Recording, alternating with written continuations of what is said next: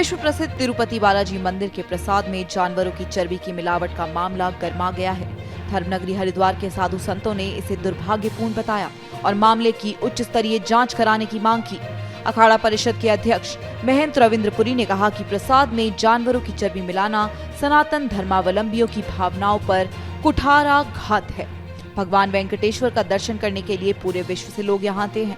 संतों ने केंद्र और आंध्र प्रदेश सरकार से बालाजी मंदिर में बनने वाले प्रसाद की मात्रा सीमित करने और इस पूरे मामले की जांच उच्च स्तरीय जांच की मांग की है। ये बहुत ही दुखद है और सनातन धर्मावलंबियों की भावनाओं के साथ में सीधा कुठाराघात है।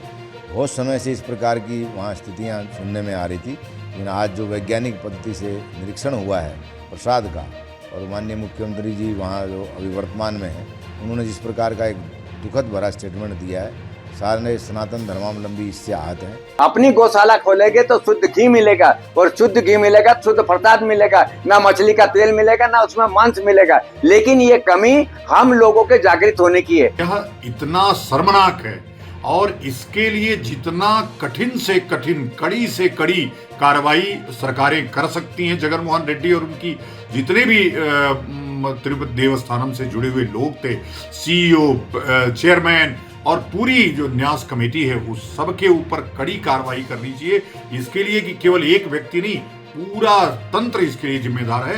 ये बहुत दुर्भाग्यपूर्ण है।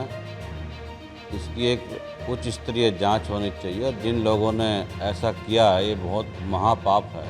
तिरुपति बालाजी के प्रति अगाध श्रद्धा पूरे विश्व के हिंदुओं की है, उनके खिलाफ कड़ी कार्रवाई करनी चाहिए। इसकी जांच की जाए और यदि लड्डुओं के अंदर पशु चर्बी का मिश्रण हुआ है तो निश्चय ही इसका दंड जिन लोगों की अनुमति से हुआ है, जिन लोगों के द्वारा किया गया है, उनको प्राप्त होना चाहिए।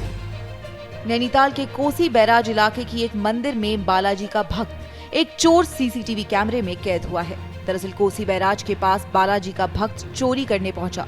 सीसीटीवी कैमरे में कैद हुए फुटेज में चोर ने मंदिर में चोरी के लिए घुसने से पहले बालाजी को दंडवत प्रणाम किया। उसके बाद मंदिर से पीतल की मूर्ति, घंटी और लोटे सहित कई सामानों पर हाथ साफ कर गया। फिलहाल पुलिस बालाजी का भक्त कहे जाने वाले इस चोर की तलाश में जुटी है। देहरादून में रेड लाइट पर वाहन खड़ा कर अगर आप लेफ्ट टर्न बाधित करते हैं तो आपको 500 रुपए जुर्माना भरने के लिए तैयार रहना होगा। देहरादून ट्रैफिक पुलिस ने ऐसे लोगों के लिए खास अभियान छेड़ दिया है।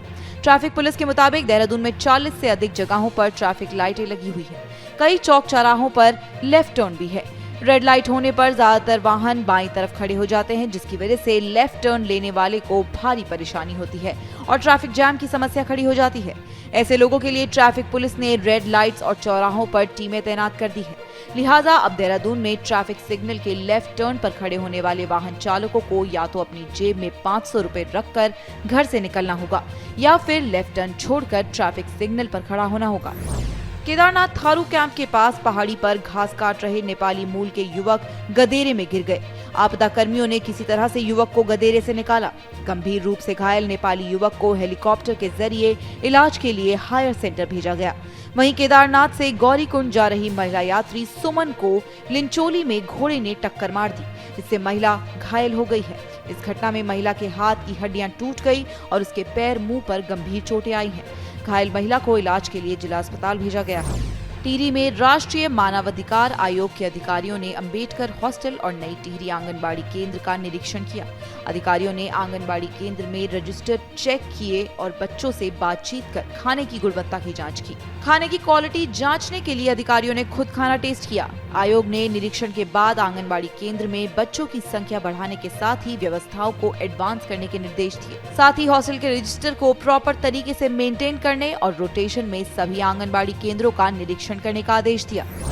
धर्मनगरी हरिद्वार के जमालपुर कला में डीजे की धुन पर सांपों ने थिरकना शुरू कर दिया। डीजे ग्रुप ने जैसे ही गाने बजाने की प्रैक्टिस शुरू करी, उसी समय एक डीजे बॉक्स के अंदर से एक के बाद एक कई सांप लहराते हुए बाहर निकलने लगे। ये कोई साधारण नहीं बल्कि कोबरा जाति के सांप थे। वन विभाग द्वारा इन्हीं सांपों में से एक सांप को पकड़कर डीजे बॉक्स से बाहर निकालने का वीडियो सोशल मीडिया पर वायरल हो रहा है। वन विभाग ने कोबरा को रेस्क्यू कराने के बाद उसे जंगलों में छोड़ दिया। स्टेशन पर यात्रियों की चहलकदमी तो आम बात है, लेकिन अगर रेलवे स्टेशन पर अजगर घूमता दिख जाए तो होश फाख्ता होना लाजमी है। ऐसी ही एक घटना योग नगरी ऋषिकेश रेलवे स्टेशन पर देखने को मिली। ऋषिकेश रेलवे स्टेशन पर खुलेआम एक अजगर को घूमते देख यात्रियों में अफरा तफरी मच गई। रेल यात्री अजगर से बचने के लिए इधर उधर भागने लगे। इस दौरान मौके पर मौजूद एक यात्री ने इसकी वीडियो बनाकर सोशल मीडिया पर वायरल कर दिया। सूचना मिलने के बाद वन विभाग के कर्मचारी मौके पर पहुंचे और अजगर को रेस्क्यू कर उसे जंगल में छोड़ा। अजगर की लंबाई करीब 8 से 10 फुट थी। उत्तराखंड के पहाड़ी इलाकों में हो रही बारिश को देखते हुए जिला प्रशासन और पुलिस लगातार लोगों से नदी नालों और झरनों के किनारे नहीं जाने की अपील कर रहा है। इसके बावजूद लोग अपनी जान जोखिम में डालकर झरने और नदियों में नहा रहे हैं। हल्द्वानी नैनीताल हाईवे के किनारे काठगोदाम से महज 8 किलोमीटर दूर एक प्राकृतिक झरना लोगों के लिए मौज मस्ती का अड्डा बन गया है। झरने में नहाने के दौरान कई बार हादसे हो चुके हैं, जिसमें लोगों की जानें भी जा चुकी है। बावजूद इसके लोग अपनी जान जोखिम में डालकर झरने में नहा रहे हैं। इस वीडियो को देखकर अंदाजा लगाया जा सकता है कि मौज मस्ती में डूबे ये लोग दरअसल अपनी जान को दांव पर लगा रहे हैं। पुलिस ने अब लोगों को यहां जाने से रोकने के लिए न सिर्फ चेतावनी जारी की है, बल्कि पुलिस की एक टीम को भी लगाया गया है ताकि झरने में उतरने और नहाने से लोगों को रोका जा सके। ये खबर उत्तरकाशी से है, जहां बारिश ने किसानों को बर्बादी की कगार पर लाकर खड़ा कर दिया है। बारिश की वजह से पुरोला, डुड्डा और भटवाड़ी में धान की खड़ी फसल पूरी तरह से बर्बाद हो गई है। यही नहीं, हर्षिल घाटी में राजमा एवं चौलाई की फसलों को भी भारी नुकसान पहुंचा है। बात अगर विकासखंड पुरोला की जाए तो यहाँ पर रामासराय एवं कमल सराय में उगाए जाने वाले लाल चावल की डिमांड सबसे ज्यादा होती है। इस बार बारिश की मार से ये फसल भी खेतों में खराब हो चुकी है। ग्रामीणों का कहना है कि इस समय आमूमन राजमा पककर तैयार हो जाता था, पर इस बार बारिश के कारण अब राजमा की बेलों पर फूल आ रहे हैं और कुछ ही दिनों में ठंड से पड़ने वाले पाले के कारण वो भी पूरी तरह से बर्बाद हो जाएंगे। ग्रामीणों ने सरकार से किसानों को उनकी बर्बाद फसल के बदले मुआवजा देने की मांग की है।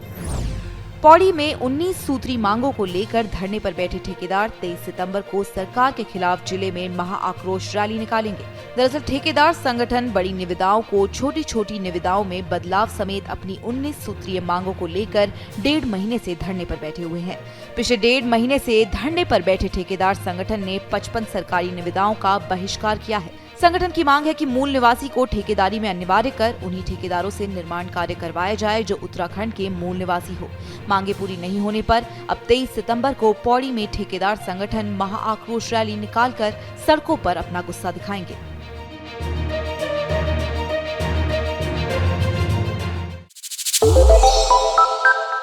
श्रेष्ठ उत्तराखंड पर खबरों से जुड़े रहने के लिए चैनल को सब्सक्राइब और लाइक करें, बेल आइकन दबाएं और देखते रहें श्रेष्ठ उत्तराखंड।